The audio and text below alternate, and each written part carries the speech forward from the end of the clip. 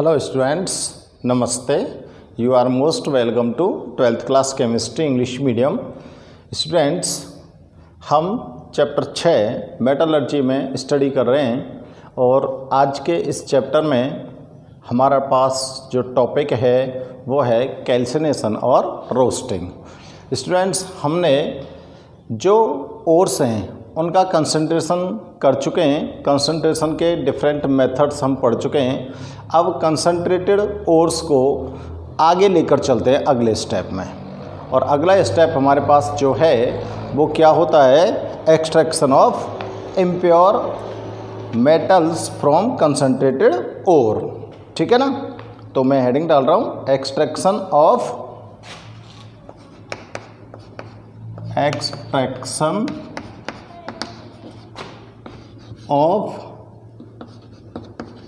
impure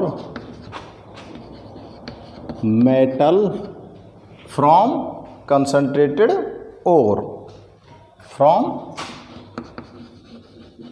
concentrated ore।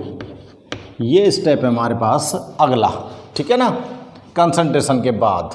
Okay students, अब इस step में हम स्टडी करेंगे आगे। देखो, एक्सट्रैक्शन की को डिफाइन कर देता हूँ पहले मैं। The method by which crude metal is obtain. यहाँ पर मैं आपको पहले एक्सट्रैक्शन की डेफिनेशन लिख देता हूँ। The method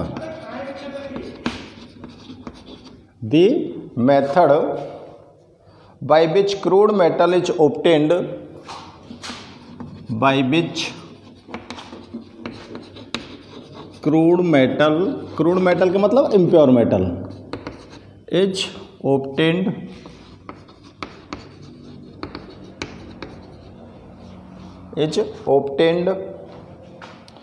in free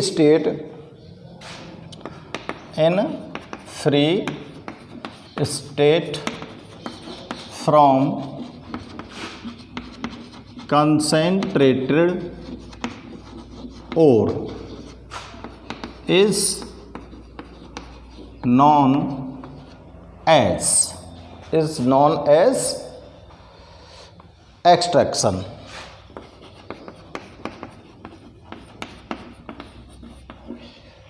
extraction किसको बोलेंगे? वह मेथड जिससे हम क्रूड मेटल को ऑब्टेन करेंगे, यानी कि इम्प्योर मेटल को ऑब्टेन करेंगे। किससे? किस स्टेट में? फ्री स्टेट में। कहाँ से ऑब्टेन करने वाले हैं? कंसंट्रेटेड ओर्स से। ओर्स का कंसंट्रेशन हम कर चुके हैं। अब इस कंसंट्रेटेड ओर्स से हमें क्रूड मेटल को फ्री स्टेट में ऑब्टेन करना है। तो इसके लिए जिस मेथड का यूज़ करेंगे स्टूडेंट्स, उसको क्या बोलेंगे हम? एक्सट्रैक्शन। ठीक है ना। ये जो एक्सट्रैक्शन का मेथड है ये 2 स्टेप में कंप्लीट होता है। This method complete in 2 following steps. इसके लिए कितने स्टेप्स हैं? 2। ठीक है ना,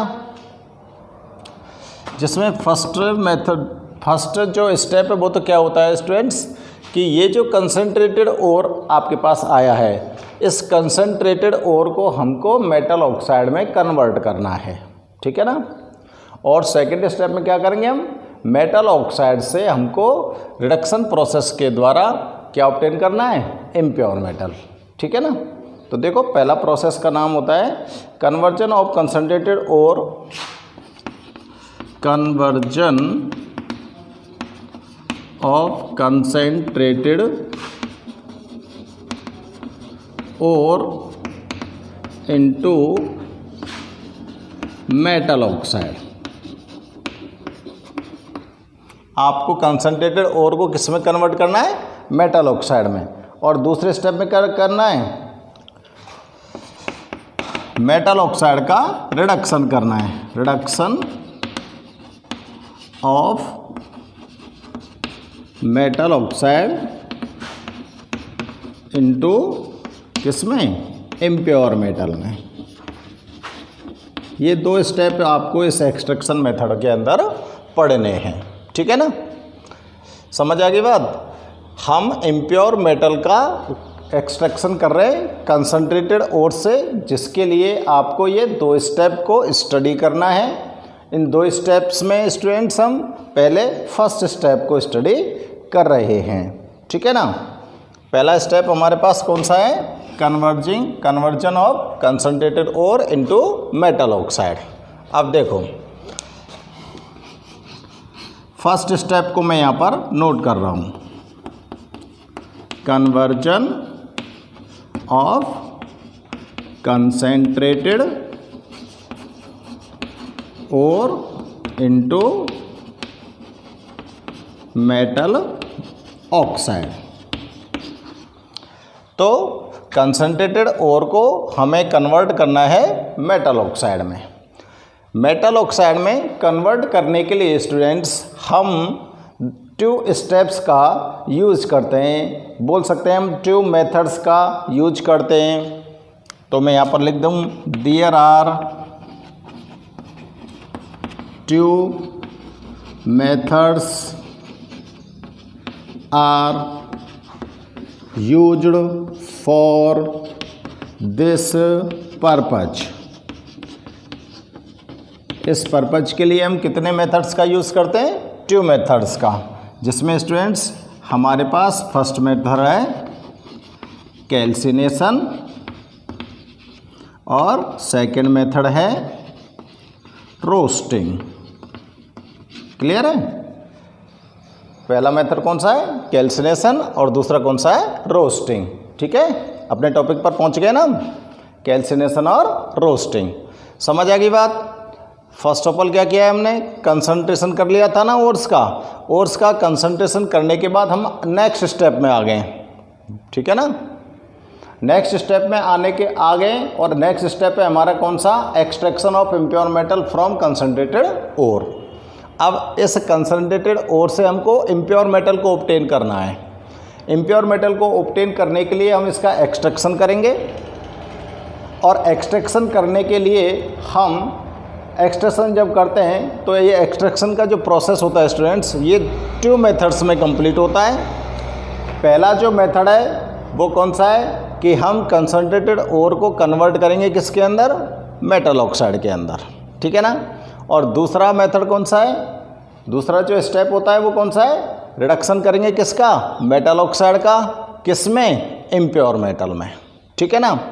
अब हम पहला ये जो स्टेप है conversion of concentrated ore into metal oxide, इसको क्लियर कर रहे हैं। इसको क्लियर करने के लिए हमें 2 मेथड्स को यहाँ पर स्टडी करना पड़ेगा, क्योंकि कंसंट्रेटेड ओर को मेटल ऑक्साइड में कन्वर्ट करने के लिए 2 मेथड्स का यूज़ किया जाता है, जिसमें फर्स्ट है कैल्सिनेशन और सेकंड है रोस्टिंग।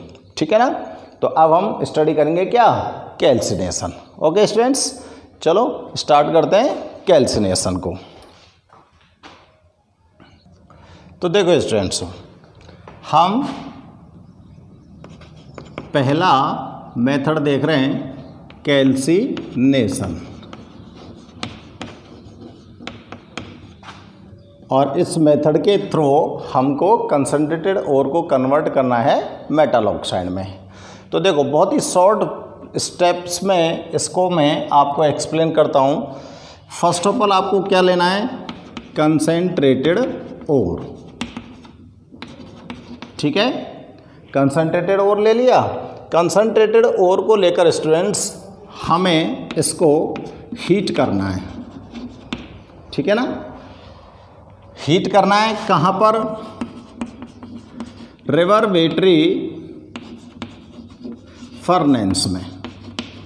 इसे कहाँ ले जाएंगे आप? फर्नेस में ले जाएंगे। फर्नेस में जाकर आप इसको हीट करेंगे, और हीट कितना करेंगे? Below boiling point of ore. जो ओर है आपके पास, कोई भी मेटल का ओर है, उस मेटल के ओर का जो बॉइलिंग पॉइंट होता है, उस बॉइलिंग पॉइंट से बिलो आप इसको रिवर्बरेटरी फर्नेस में ले जाकर क्या करेंगे, हीट करेंगे। और हीट करेंगे किसमें, एब्सेंस ऑफ एयर, यानी कि इसके अंदर एयर की क्या रहेगी, एब्सेंस रहेगी। समझ गई बात को मेरी को। In absence of air concentrated ore is heated below boiling point of ore in the reverberatory furnace। ठीक है, अब जब इसको यहाँ पर एयर की एब्सेंस में बॉइलिंग पॉइंट से बिलो रिवर्बरेटरी फर्नेस में हीट करेंगे तो स्टूडेंट्स इस ओर के अंदर जितनी भी वोलेटाइल इम्प्योरिटीज़ होती हैं वो सब की सब रिमूव हो जाती हैं। जितनी भी वोलेटाइल इम्प्योरिटीज है वो सब की सब क्या हो गई, रिमूव हो गई। इस कैल्सिनेशन की जो प्रोसेस है इसमें हम किस किस टाइप के ओर्स का यूज़ करते हैं, देखो हाइड्रेटेड ओर, हाइड्रेटेड ओर के लिए कैल्सिनेशन करते हैं, और हाइड्रोक्साइड ओर के लिए आप लोग कैल्सिनेशन करते हो। कार्बोनेट ओर का भी हम क्या करते हैं, कैल्सिनेशन करते हैं। समझ गए बात को। इस रिवर्बरेटरी फर्नेस में जिसका कैल्सिनेशन किया जाएगा किस किस टाइप के ओर्स होंगे, हाइड्रेटेड ओर हो सकते हैं, हाइड्रोक्साइड ओर हो सकते हैं, और कार्बोनेट ओर हो सकते हैं। देखो Al2O3 2H2O ये हाइड्रेटेड ओर है, बॉक्साइट, ठीक है ना। AlOH का होल थ्राइस ये क्या है, हाइड्रोक्साइड ओर है। ZnCO3 ये क्या है, कार्बोनेट ओर है, ठीक है ना। तो इन इस टाइप के जितने भी ओर्स हैं उनका कैल्सिनेशन हम किस फर्नेस में करते हैं, रिवर्बरेटरी फर्नेस में। प्रोसेस क्या होती है कैल्सिनेशन की हमारे लिए, हम फर्स्ट ऑफ ऑल कंसनट्रेटेड ओर को लेंगे, उस कंसनट्रेटेड ओर को एयर की एब्सेंस में ओर के बॉइलिंग पॉइंट से बिलो रिवर्बरेटरी फर्नेस में हीट करेंगे, ठीक है। जब इसको आप हीट करोगे तो इस कंसनट्रेटेड ओर के अंदर जितनी भी वोलेटाइल इम्प्योरिटीज़ प्रेजेंट थी वो सब की सब वोलेटाइल इम्प्योरिटीज़ रिमूव हो जाएंगी, ठीक है ना। और ये जो ओर्स हैं ये सब के सब ओर्स कन्वर्ट हो जाएंगे, कन्वर्ट्स टू मेटल ऑक्साइड। किस में कन्वर्ट हो जाएंगे, सब के सब मेटल ऑक्साइड में। क्लियर है, लिखें इसको आगे, ठीक है ना। चलो मैं नोट करता हूं, ओके।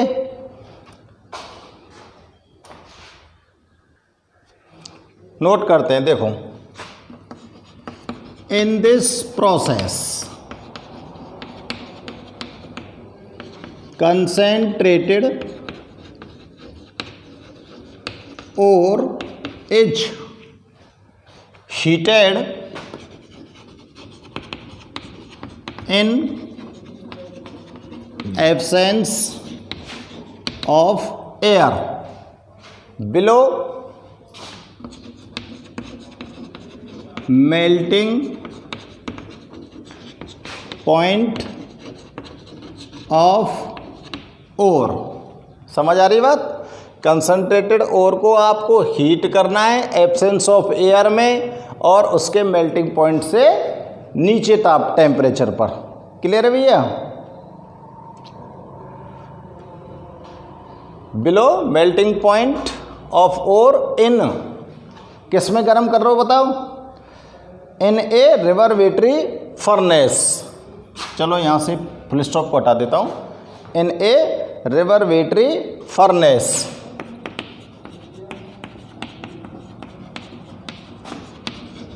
बैटरी फर्नेस, ठीक है ना। ये भट्टी होती है रिवर्बरेटरी, जिसको परावर्तनी भट्टी भी बोलते हैं हिंदी में। तो रिवर्बरेटरी फर्नेस के अंदर आपने कंसनट्रेटेड ओर को ले लिया और कंडीशन क्या क्या है वो सब के सब मैंने इस लाइन में नोट कर दी है, ठीक है ना। एयर की एब्सेंस है, मेल्टिंग पॉइंट से बिलो इसको हीट करना है। तो देखो स्टूडेंट्स इसमें क्या होगा, during this ore is heated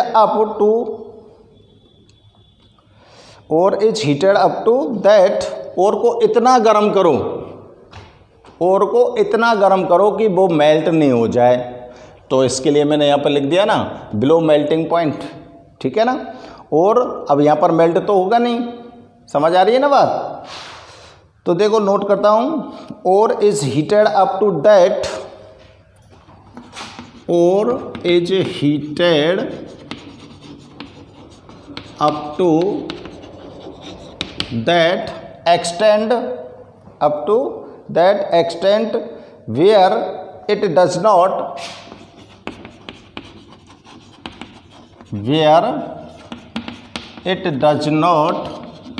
melt। इसको इतना गर्म करें कि ये और क्या नहीं हो, मेल्ट नहीं हो। देखो अब क्या होगा, तो during this process,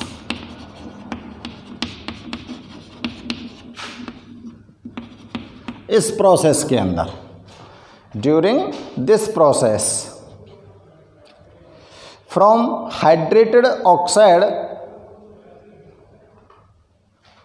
from hydrated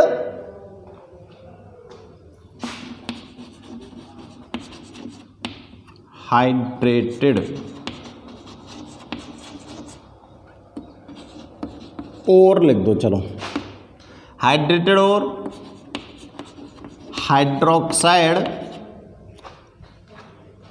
और वो कार्बोनेट और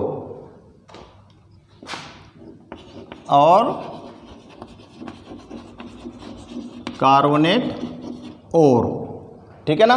3 टाइप के ओर्स का नाम बदल लिया था ना मैंने। All the volatile impurities, all the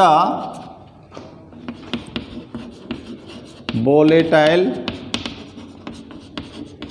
impurities like, example भी नोट कर देते हैं वोलेटाइल इम्प्योरिटीज के, like CO2, SO2 carbon dioxide है, and sulphur dioxide, and the moisture are removed, and the moisture किसका, वाटर का हो सकता है, आर रिमूव्ड, ठीक है ना।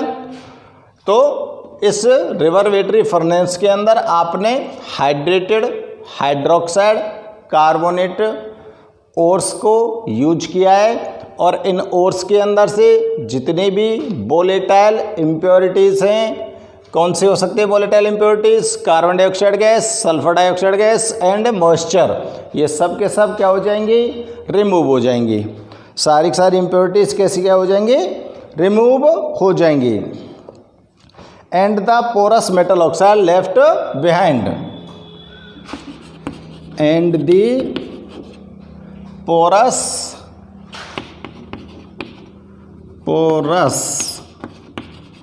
मेटल ऑक्साइड लेफ्ट बिहाइंड, और क्या बच जाएगा, पोरस मेटल ऑक्साइड, ठीक है ना। अब देखिए कैल्सिनेशन के अंदर कुछ रिएक्शंस होती हैं, ठीक है ना। तो कुछ रिएक्शंस होती हैं, जैसे कुछ मैं ओर्स ले लेता हूँ, जैसे बॉक्साइट ओर का कैल्सिनेशन करते हैं, क्योंकि ये हाइड्रेटेड ओर है, बॉक्साइट, ठीक है ना। कैल्सिनेशन करो, इसका कैल्सिनेशन नोट कर दो, चाहे हीट का साइन यहाँ पर लगा सकते हो आप, कुछ भी कर सकते हो, ठीक है ना। तो क्या करेगा, क्या होगा इसमें, ये इसको मेटल ऑक्साइड में कन्वर्ट कर दो, और जो मॉइस्चर की इम्प्योरिटीज़ है उसको क्या कर दो आप, रिमूव कर दो, ठीक है ना। ये आपके पास क्या आ गया, मेटल ऑक्साइड आ गया, क्लियर, ठीक है ना। एल्यूमिनियम हाइड्रोक्साइड, इसका कैल्सिनेशन करो, इसके अंदर से भी आपको क्या होगा, Al2O3 प्लस 3H2O, ये भी मॉइस्चर है, वेपर हो जाएगा, वेपर में कन्वर्ट हो जाएगा, ठीक है ना। और क्या ले सकते हो आप, ZnCO3 कैलामाइन बोलते हैं ना इसको, इसका कैल्सिनेशन कर दो।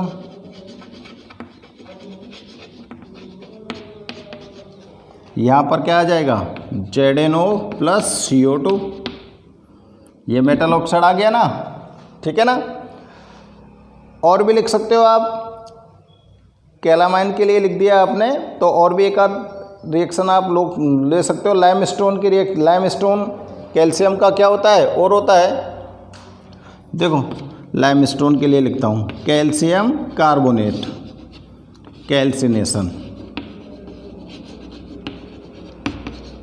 ये है लाइमस्टोन का ओर, ठीक है ना। तो यहाँ पर आपको calcium oxide plus CO2 gas, ठीक भाई। ये सारी रिएक्शंस कैल्सिनेशन के अंदर यूज़ की जाती हैं। तो सभी रिएक्शंस में आपको यहाँ पर ये दिख रहा होगा, ये शो हो रहा है आपको स्टूडेंट्स कि मेटल जो है वो मेटल ऑक्साइड में कन्वर्ट हो रही है, ठीक है ना।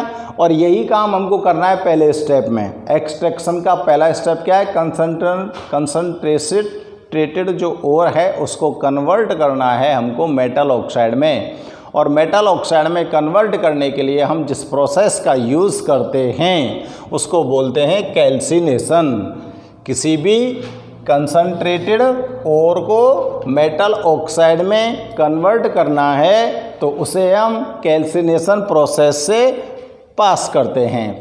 इस प्रोसेस में देखो आराम से समझ लो, 2-3 चीज़ें आपको ध्यान में रखनी है। क्या लेना है, कंसंट्रेटेड ओर। कंसंट्रेटेड ओर को क्या करना है, आपको हीट करना है। एयर की क्या रखनी है, एब्सेंस रखनी है। हीट कितना करना है कि आपका जो ओर है वो मेल्ट नहीं हो जाए, यानी कि बिलो मेल्टिंग पॉइंट। कहाँ पर हीट करोगे, रिवर्बेटरी फर्नेस के अंदर, ठीक है ना। जब आप इसको हीट करेंगे तो वहाँ पर टेम्परेचर को इतना रखो, इतना इसको हीट करो कि ये जो ओर है वो मेल्ट ना हो जाए। तो इस प्रोसेस के अंदर क्या होगा स्टूडेंट्स, इस प्रोसेस में आप हाइड्रेटेड ओर, हाइड्रोक्साइड ओर, कार्बोनेट ओर, इनका यूज़ करोगे और इन सबको इस फर्नेस के अंदर डालकर जब हीट करोगे तो जितनी भी volatile impurities like carbon dioxide gas, sulphur dioxide gas and moisture सब के सब इसके अंदर से रिमूव हो जाएंगे। इनके रिमूव होने पर आपको यहाँ पर पोरस मेटल ऑक्साइड ऑब्टेन होगा। इस पोरस मेटल ऑक्साइड को आप नेक्स्ट प्रोसेस में लेकर जाओगे, ठीक है, ठीक है ना। किन किन ओर्स का कैल्सिनेशन कर सकते हैं ये ध्यान रखना, बहुत ही इम्पोर्टेंट है, ठीक है ना। किन किन ओर्स का हम कैल्सिनेशन कर सकते हैं। यहाँ पर देखो जितने भी हाइड्रेटेड, हाइड्रोक्साइड, कार्बोनेट ओर हैं केवल उन्हीं का कैल्सिनेशन करते हैं। कोई भी सल्फाइड ओर मैंने यहाँ पर यूज़ नहीं किया है, ठीक है ना, क्योंकि सल्फाइड ओर के लिए हम रोस्टिंग करते हैं। ओके, तो इसको नोट कीजिए आप फटाफट। अब देखो नेक्स्ट जो मेथड यूज़ करते हो इसके लिए रोस्टिंग। रोस्टिंग प्रोसेस किस प्रकार से होती है स्टूडेंट्स, रोस्टिंग के अंदर भी आप रिवर्बेटरी फर्नेस का भी यूज़ करते हो, ठीक है ना। और रोस्टिंग प्रोसेस जो होती है वो यूज की जाती है sulphide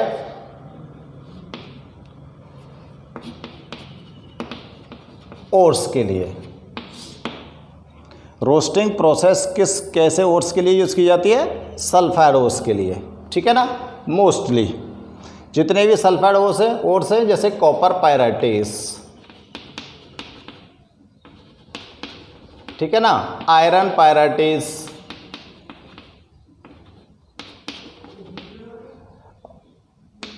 silver glance, galena, CuFeS2, FeS, ऐसे जो ओर्स हैं उन सब के लिए रोस्टिंग प्रोसेस का यूज़ किया जाता है। और इस रोस्टिंग प्रोसेस में क्या करेंगे स्टूडेंट्स, फर्स्ट ऑफ ऑल क्या आएगा आपके पास, कंसंट्रेटेड ओर, ठीक है ना। कंसंट्रेटेड ओर को हमें हीट करना है किसके अंदर, रिवर्बेटरी फर्नेस के अंदर, ठीक है ना। और हीट करेंगे स्टूडेंट्स इसको बिलो मेल्टिंग पॉइंट, ओर का जो मेल्टिंग पॉइंट है उससे बिलो, और इसमें आप access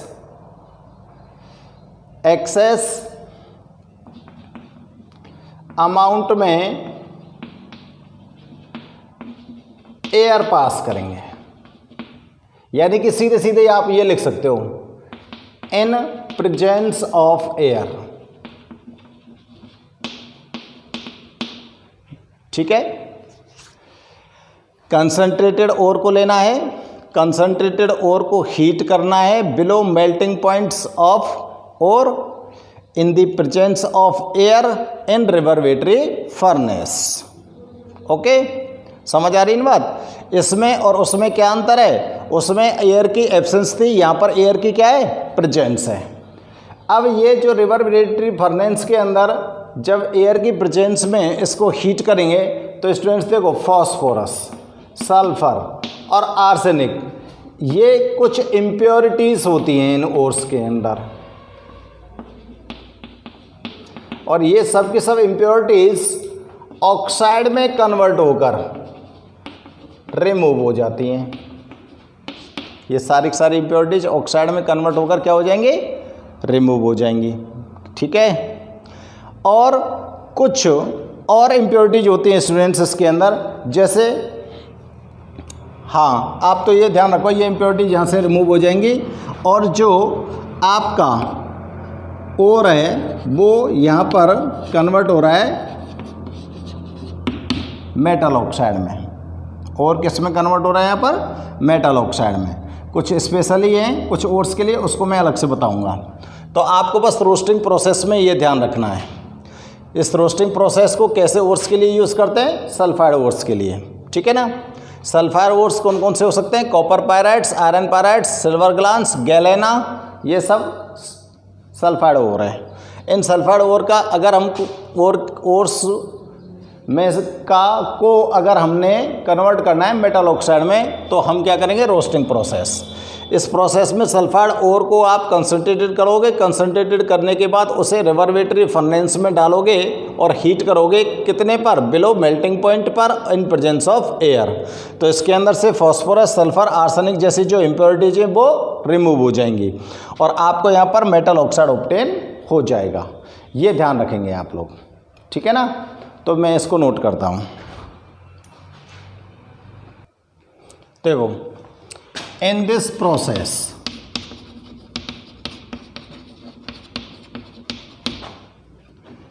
concentrated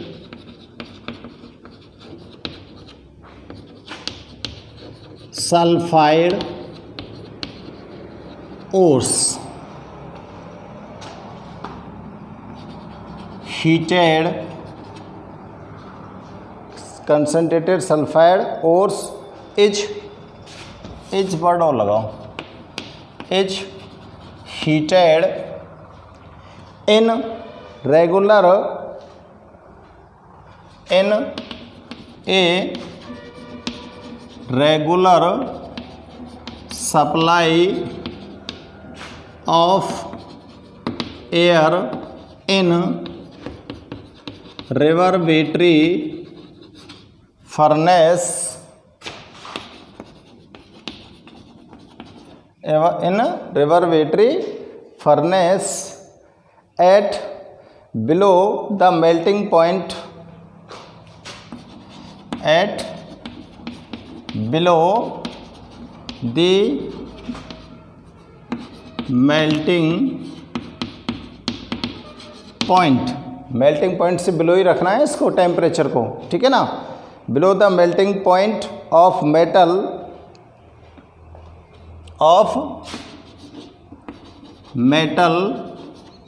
so that metal does not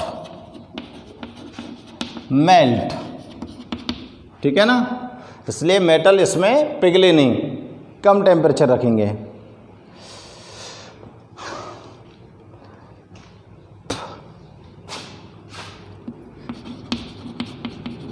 following reaction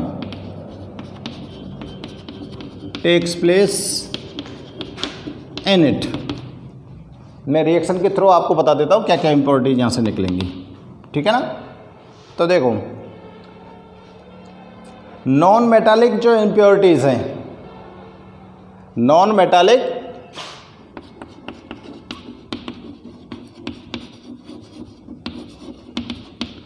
impurities like phosphorus, sulphur, arsenic, नाम ध्यान रखना, phosphorus, sulphur, arsenic are removed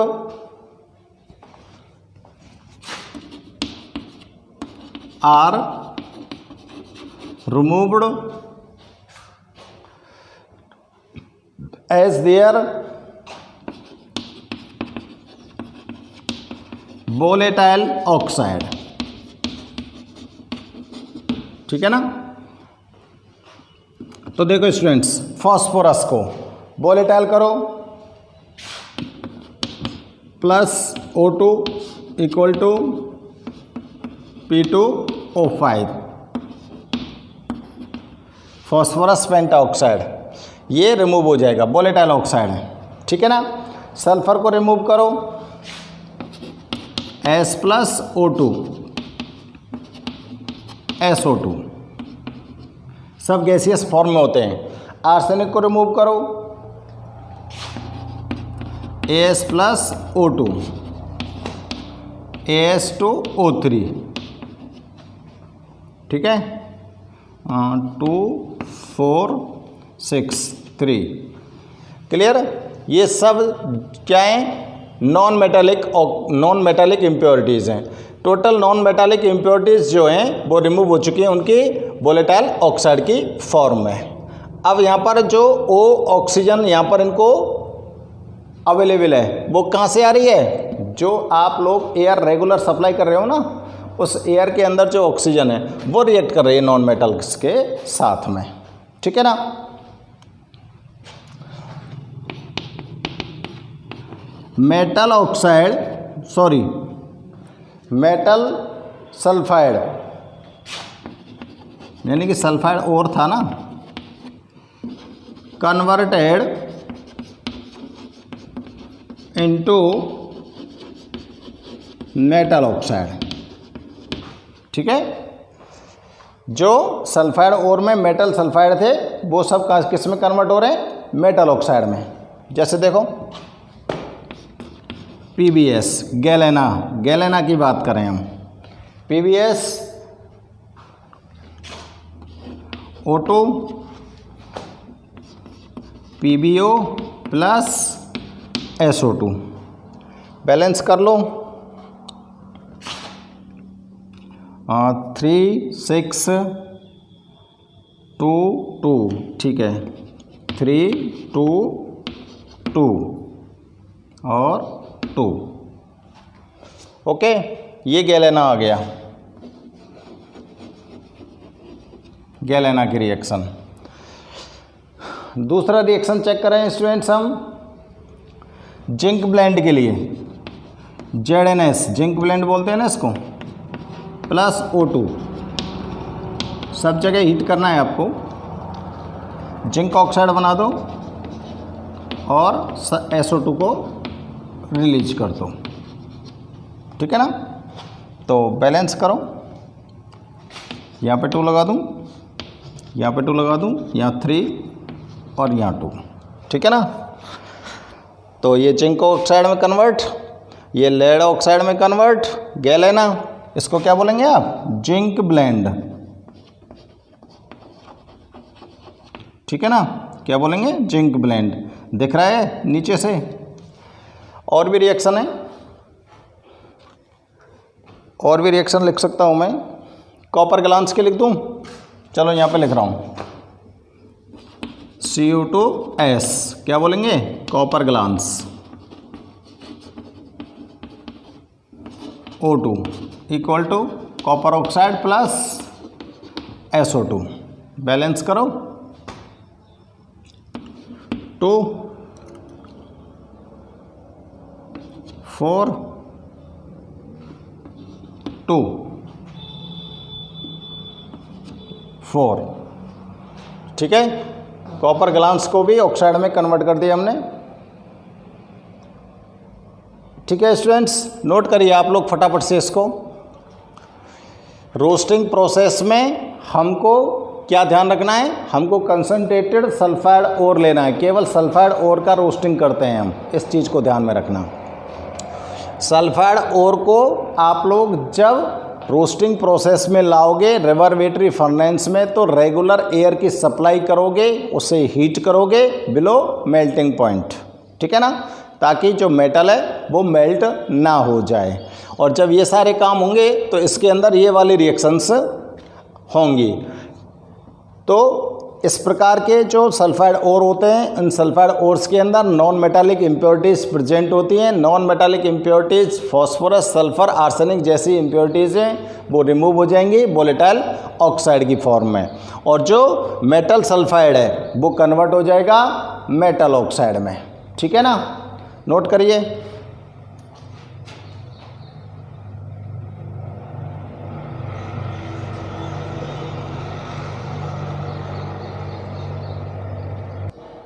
देखो इसी रोस्टिंग प्रोसेस का एक स्टेप और देखता हूँ मैं, बता देता हूँ आपको।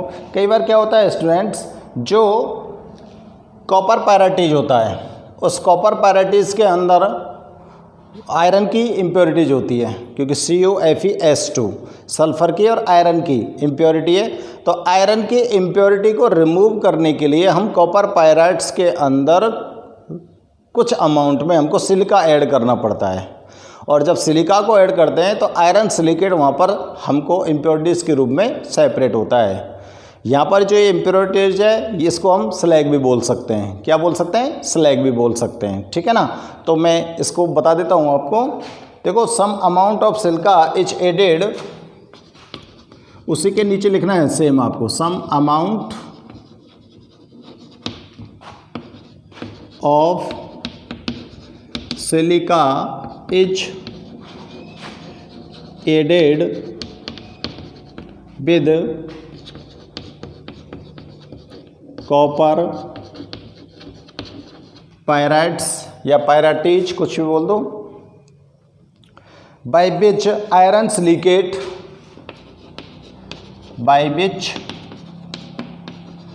आयरन सिलिकेट, यानी कि आयरन को हमें रिमूव करना है, किसके अंदर से, पायराइट्स के अंदर से, ठीक है ना। Iron silicate is separated as slag, is separated as slag, clear है ना। आयरन सिलिकेट यहाँ पर स्लैग की फॉर्म में क्लियर हो गया है। रेस्ट ऑफ द मिक्सचर, अब इसके अलावा जो मिक्सचर बचेगा, रेस्ट ऑफ द मिक्सचर, जो मिक्सचर आपके पास यहाँ पर बचेगा वो किसका होगा, Cu2S एंड CuO, ये दो सब्सटेंस का आपको यहाँ पर मिक्सचर रेस्ट रहेगा, और इसको हम क्या बोलेंगे, is known as copper matte. इसको क्या बोलोगे आप, कॉपर मैट बोलोगे।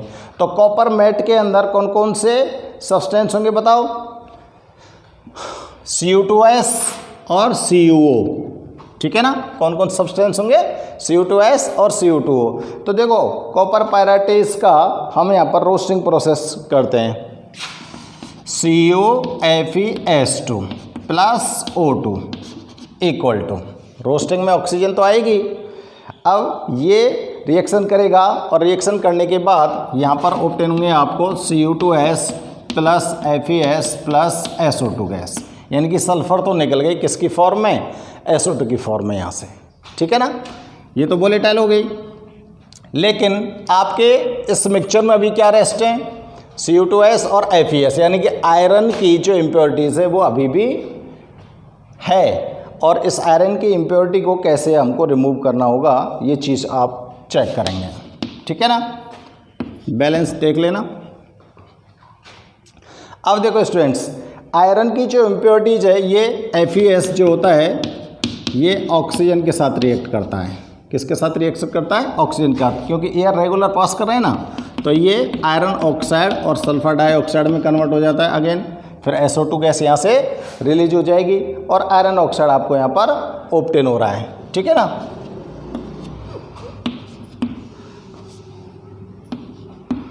ये बैलेंस कर दिया मैंने। अब स्टूडेंट्स यहाँ पर ये जो आयरन ऑक्साइड है, इस आयरन ऑक्साइड को भी आपको क्या करना है, रिमूव करना है। क्या करना है, रिमूव करना है, और आपको एट लास्ट क्या ऑब्टेन करना है, कॉपर मैट। तो देखो Cu2S इसका ऑक्सीडेशन होगा, और ऑक्सीडेशन होने के बाद यहाँ पर आपको क्या ऑब्टेन होगा, Cu2O प्लस SO2। बैलेंस करो, 3 2 2, बैलेंस चेक करो एक बार, देखो 4 और 4, ठीक है ना। SO2 भी कितने होंगे, 2, कितने हो गए, 6। हाँ, अब ये कॉपर सल्फाइड जो है वो कन्वर्ट हो गया किसमें, कॉपर ऑक्साइड में। क्लियर है। अब स्टूडेंट्स ये copper oxide, copper cupric oxide react करेगा किसके साथ, आयरन सल्फाइड के साथ। किसके साथ रिएक्ट करेगा, आयरन सल्फाइड के साथ, और आयरन सल्फाइड के साथ रिएक्ट करके ये वही सिल्वर कॉपर ग्लास ऑब्टेन कर देगा, और यहाँ पर आयरन का ऑक्साइड आपको मिल जाएगा, ठीक है ना। एक बार फिर से समझ लो, कॉपर पायराइटिस को आपने रिवर्बेटरी फर्नेस में हीट किया है। रिवर्बेटरी फर्नेस में जब आप इसको हीट कर रहे हो स्टूडेंट्स, तो आपको यहाँ पर कॉपर ग्लास और आयरन सल्फाइड ये दोनों ऑब्टेन होते हैं। ये तो वोलेटाइल हो जाएगी। अब इस आयरन को भी हमें रिमूव करना है, तो इसके लिए हम इसके अंदर क्या मिलाया है, सिलिका मिलाया है हमने, है ना। तो ये आयरन सल्फाइड रिएक्ट करता है तो आयरन ऑक्साइड में कन्वर्ट हो जाता है। ये कॉपर सल्फाइड का ऑक्सीडेशन होता है, कॉपर ऑक्साइड में कन्वर्ट होता है। ये सब वोलेटाइल है, सब निकलते चले जाएंगी। और कॉपर ऑक्साइड अगेन रिएक्ट करता है आयरन सल्फाइड के साथ, तो फिर से हमको कॉपर ग्लास ऑब्टेन हो जाता है। तो देखो आपको क्या क्या ऑब्टेन हो चुके हैं, एक तो ये ऑब्टेन हो गया और एक ये ऑब्टेन हो गया लास्ट में। इसको ही क्या बोल रहे हैं हम, कॉपर मैट। ये कॉपर मैट आपको ऑब्टेन हो गया, और अब इस कॉपर मैट के साथ इम्प्योरिटीज़ की फॉर्म में, एज ए स्लैग की फॉर्म में क्या है यहाँ पर, आयरन ऑक्साइड। तो ये जो आयरन ऑक्साइड है ये सिलिका के साथ रिएक्ट करेगा, और आपके पास यहाँ पर FeSiO3 यानी कि आयरन सिलिकेट फॉर्म हो जाएगा। और ये जो आयरन सिलिकेट है स्टूडेंट्स, इसी को बोल रहे हैं हम स्लैग, ठीक है ना। क्या बोल रहे हैं हम, स्लैग। ओके, ये यहाँ से क्या हो जाएगा, सेपरेट हो जाएगा। और अब आपके पास स्पेशल मिक्सचर बन गया कॉपर ऑक्साइड और कॉपर सल्फाइड का, जिसको क्या बोलेंगे, कॉपर मैट। ओके, ठीक है स्टूडेंट्स। इसमें एक रिएक्शन और चेक कर सकते हैं हम। ये जो कई बार ऐसा होता है स्टूडेंट्स कि जो मेटल सल्फाइड है वो क्लोराइड में भी कन्वर्ट हो जाता है। जैसे सिल्वर ग्लास की बात करूं मैं, जैसे इसी में मैं सिल्वर ग्लास की बात करूं, तो सिल्वर ग्लास जो होता है स्टूडेंट्स वो क्या होता है, Ag2S, और ये किस में चेंज हो जाता है, क्लोराइड में चेंज हो जाता है। तो यहाँ पे लिख रहा हूँ मैं sometimes metal sulphide change into metal chloride. और ऐसा कौन करता है? ऐसा होता है किसमें? सिल्वर ग्लास में। इसको रिएक्ट करा दो सोडियम क्लोराइड के साथ, यहाँ पर AgCl प्लस Na2S, ये ऑब्टेन होगा। ठीक है ना, बैलेंस करो।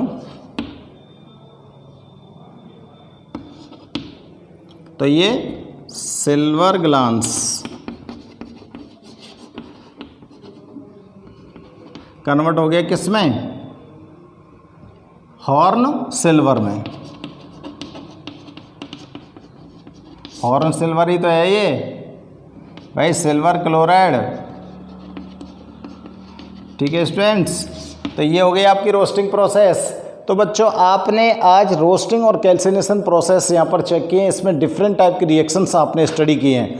रिएक्शंस को विशेष तौर से ध्यान रखना और सभी रिएक्शंस को हमें बैलेंस भी करना होता है। ठीक है ना।